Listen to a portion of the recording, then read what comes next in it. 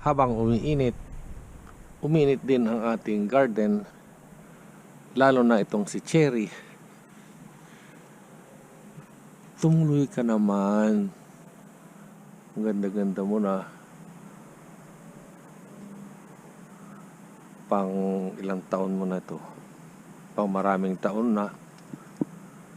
At hopefully this year, 2026, bunga ka na. Gaya nito. Yellow nectarine at saka si Snow White. Puro bulaklak. Ang dami. Effective talaga ang tinatawag na abono. Abunuan para gumanda. Dami oh. Nakapanghinayang lang kasi ang daming tumutubong mga maliliit gaya nito. Hinahayaan ko lang dito. Ngayon, ayan oh. Mga tubo na. Ko lang alam kung Snow White o yellow. Ito for sure. Kasi malapit sa yellow. Sa Snow White. Ito, Snow White. Kasi green na green ang kanyang buong dahon. Ito nakakapaghinaya. Ang daming nakakalat. Oh. Nag-transfer naman ako ng bayabas. Dalawa. Yan naman ang nangyari. Namatay. Kanya dito na lang muna tayo sa Snow White nectarine. Itong tatlo na yan. For sure, Snow White sila.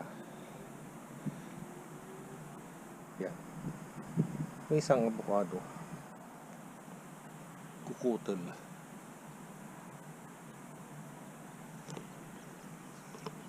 One week, biglang laki ang ating kalabasa. Siyempre, urea pa rin. Bakit dikit-dikit?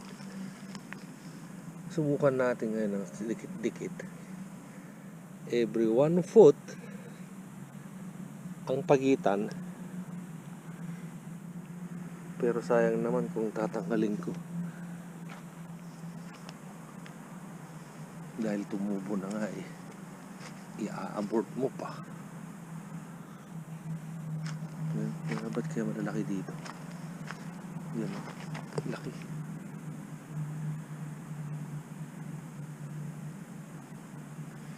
So tingnan natin. Dati dosing puno lang ang target natin, times to 24 na bunga. Pero ngayon gawin natin 32 times to isang puno.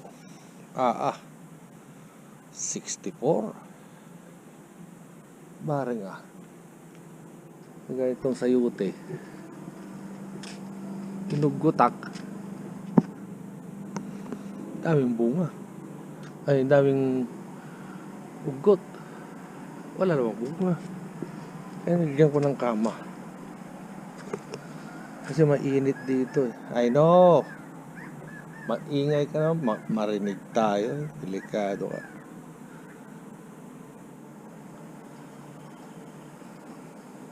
Daling kaya natin sa Elsinore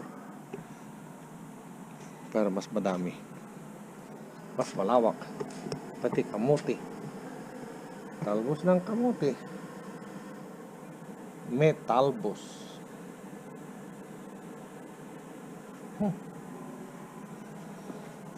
Garden day in my paradise.